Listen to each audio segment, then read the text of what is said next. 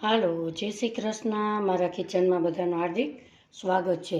આજની recipe fry Shimla મરચાં. એમાં સ્વાદ, ફ્લેવર ભરપૂર માત્રામાં હોય છે. આ શિમલા મરચાં ફ્રાય તમે એકવાર ટિફિન બોક્સમાં કે લંચ બોક્સમાં લઈ શકો છો. તો આજની મારી રેસીપી તમને ગમે તો લાઈક, શેર ને સબસ્ક્રાઈબ કરવાનું ભૂલશો નહીં.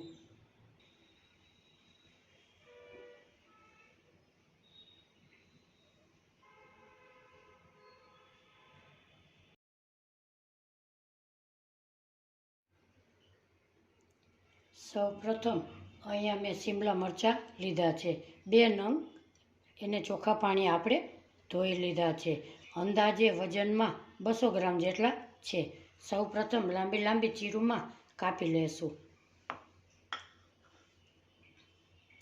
આવી રીતે કટ લગાવીશું અને લાંબી ચીરુમાં આપણે મરચાંને કાપી લઈએ. આ શાક શિમલા મિર્ચ ફ્રાય શિમલા મિર્ચનું શાક એકદમ સરસ ટેસ્ટી એવું બને છે. અહીંયા આપણે આવી રીતે કટ લગાવી લીધા છે. એને વચ્ચેના ભાગમાંથી આવી રીતે આપણે કાપી લઈશું. બધા શિમલા મરચાં આવી જ રીતે આપણે કટ કરી લઈએ. અહીંયા આપણે શિમલા મરચાં 2 સરસ એકદમ કટ થઈ ગયા છે. હવે આપણે એક મસાલો કરી લઈએ. અહીંયા આપણે ગેસ ઉપર એક પેન મૂકેલી છે. એમાં નાખીશું આપણે મગફળીના દાણા. એને આપણે રોસ્ટ કરી લઈએ. એમાં નાખીશું આપણે એક સૂકું લાલ મરચું. હવે આપણે મસાલા હંમેશા ધીમી ગેસે ફ્રાય કરીશું. બળે નહીં એનું આપણે ધ્યાન રાખીશું. મસાલા આપણે અહીંયા મગફળીની છાલ ઉતરે એવા આપણે રોસ્ટ કરી લઈએ. અહીંયા મગફળીના દાણા રોસ્ટ થઈ ગયા છે. હવે આપણે નાખીશું 2 ચમચી ધાણા, 1 ચમચી વરિયાળી, 1 ચમચી આખું જીરું. એને આપણે ધીમા ગેસે રોસ્ટ કરી લઈએ. આ મસાલા ફ્રાય મસાલામાં આ મસાલો નાખવાથી મરચાંનું શાક એકદમ સરસ ટેસ્ટી એવું બને છે. હવે આને આપણે રોસ્ટ કરી લઈએ. અહીંયા આપણે આ મસાલા રોસ્ટ થઈ ગયા છે. હવે આપણે 3 લવિંગ અને 5 થી 6 તીખાના દાણા એને પણ આપણે અંદર નાખી દઈએ. એને પણ આપણે રોસ્ટ કરી લઈએ. હવે નાખીશું 2 ચમચી જેટલા તલ, 2 ચમચી ટોપરાનું ખમણ. તમે લીલું ટોપરું હોય તો પણ તમે પીસ કરી અને અંદર ઉમેરી શકો છો. હવે એને બધાને આપણે આવી રીતે રોસ્ટ કરી લઈએ. એને એકદમ પકાવવાનું નથી, થોડું આપણે રોસ્ટ કરી લઈએ. આ બધાનું નાખવાથી એકદમ સરસ સુગંધ આવે છે. ગેસની ફ્લેમ આપણે બંધ કરી દઈશું અને આ બધી વસ્તુને એક પ્લેટમાં આપણે કાઢી લઈએ.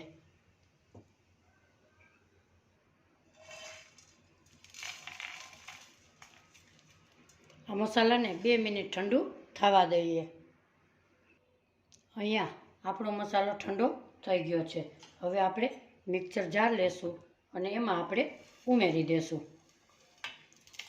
આ મસાલો એકદમ પીસવાનો નથી, દરદરો પીસી લેશું. હવે આપણે પીસી લેશું. અહીંયા આપણે બધો મસાલો દરદરો આપણે પીસી લીધો છે. હવે આપણે એનો વઘાર કરી લઈએ. અહીંયા આપણે ગેસ ઉપર એક બાઉલ મૂકીશું. એમાં નાખીશું આપણે 2 ચમચી જેટલું તેલ. તેલને આપણે ગરમ થવા દેશું. આપણું તેલ ગરમ થઈ ગયું છે. એમાં નાખીશું અડધી ચમચી રાઈ, અડધી ચમચી જીરું, થોડી હિંગ. એ તડતડ અવાજ આવે, સોતળાઈ જાય એટલે નાખીશું આપણે મીઠા લીમડાના પાંદડા. એક લીલું મરચું એને મેં કટ કરેલું છે, આદુની પેસ્ટ. હવે આપણે બધું આવી રીતે મિક્સ કરી લઈએ. આપણા મસાલા એકદમ સોતળાઈ ગયા છે. હવે આપણે નાખીશું મરચાં. એને હવે ફાસ્ટ ગેસે પકાવી લેશું. એને આપણે ક્રન્ચી રાખીશું, એકદમ કૂક કરવાના નથી. હવે આપણે નાખીશું સ્વાદ પ્રમાણે મીઠું. મસાલાના ભાગનું પણ આપણે આમાં ઉમેરી દઈશું. હવે આપણે ફાસ્ટ ગેસે પકાવી લઈએ. અહીંયા આપણે શિમલા મરચાં 2 સેકન્ડ આપણે કૂક થઈ ગયા છે. હવે આમાં આપણે મસાલા કરી લઈએ. અડધી ચમચી હળદર નાખીશું, 1 ચમચી લાલ મરચું પાવડર નાખીશું. એને આપણે મિક્સ કરી લઈએ. હવે આપણે જે મસાલા પીસેલા હતા એને આપણે અંદર ઉમેરી દઈએ.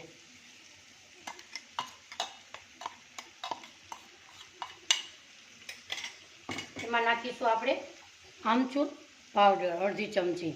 આમચૂર પાવડર નાખવાથી આપણો શાકનો ટેસ્ટ 10 ગણો વધી જાય છે.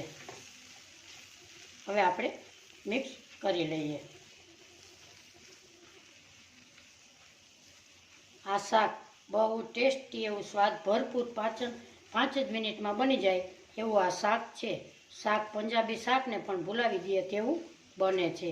આ શાક તમે દાળ ભાત રોટલી સાથે તમે ખાઈ શકો છો.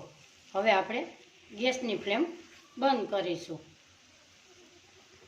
અને આપણે સર્વ કરી લઈએ. આપણું શાક એકદમ સરસ રેડી છે. આપણું શાક એકદમ સરસ મસ્ત લાગે છે. આ શાક એકવાર જરૂરથી તમે ટ્રાય કરજો, ખૂબ જ સરસ બને છે. આ શાક એકવાર બનાવશો તો અઠવાડિયામાં 3 વાર જરૂરથી બનાવશો. આ શાક ફ્રીજ વગર 2 થી 3 દિવસ તમે બહાર રાખી શકો છો.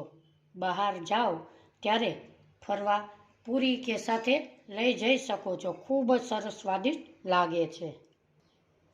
તમે પણ જરૂરથી બનાવજો અને મને કોમેન્ટ બોક્સમાં જરૂરથી જણાવજો આજની મારી શાકની રેસીપી તમને કેવી લાગી. ફરી મળીશું એક નવી રેસીપી સાથે. ત્યાં સુધી બધાને મારા જય શ્રી કૃષ્ણ.